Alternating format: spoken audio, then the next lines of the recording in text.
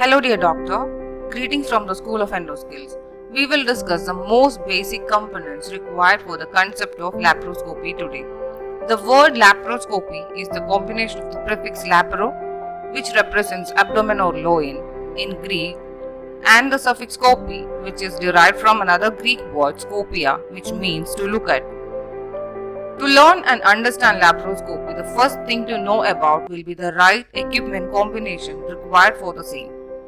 The first step in performing laparoscopy is to create a working space, aiding in deciding what to see.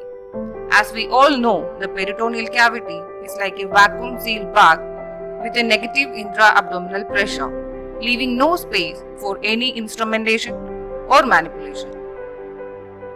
So, creating a surgical space inside the abdomen is as important as finding a place to keep feet to stand and walk.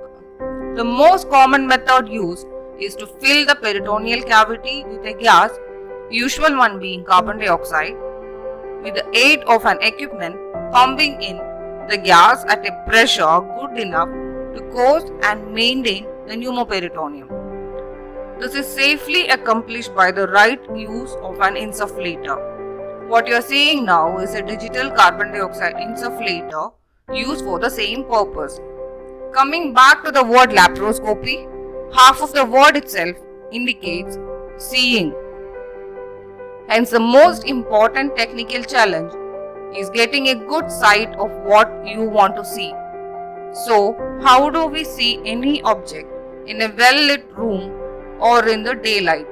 The same concept is copied in laparoscopy. Step 1 in seeing is when you look at anything, the light rays falling on it get reflected and some of them reach the surface of our cornea. Similarly, the first step in seeing in laparoscopy is putting in light into the abdomen. As we enter the abdomen with any instrument, to begin with, it is like a dark room. Hence, the first thing we need inside is light. For this, we use a light source which produces high intensity light that can cross its source of origin, the light cable and the telescope to reach the target object, tissue or area. Now, need 2 to see is to have a well-functioning cornea pupil system. This will collect the light from the object and put it onto the lens to create an image further. Much like this, in laparoscopy, the telescope picks the light using rod lens system and put it onto the lens in the camera head.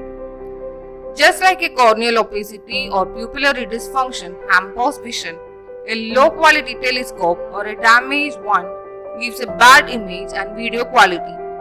The next step in vision is to create an image using the light rays put into the retina, that is, the rods and cones, and converting them into neural signals sent and interpreted by the visual cortex in the brain.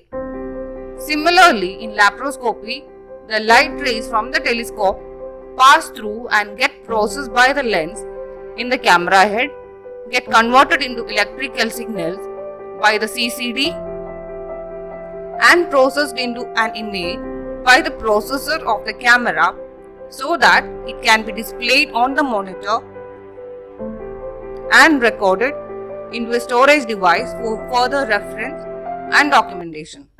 So that's it in brief about Laparoscopy Tower. You are welcome to ask any doubts. See you again with another small topic later. Thank you.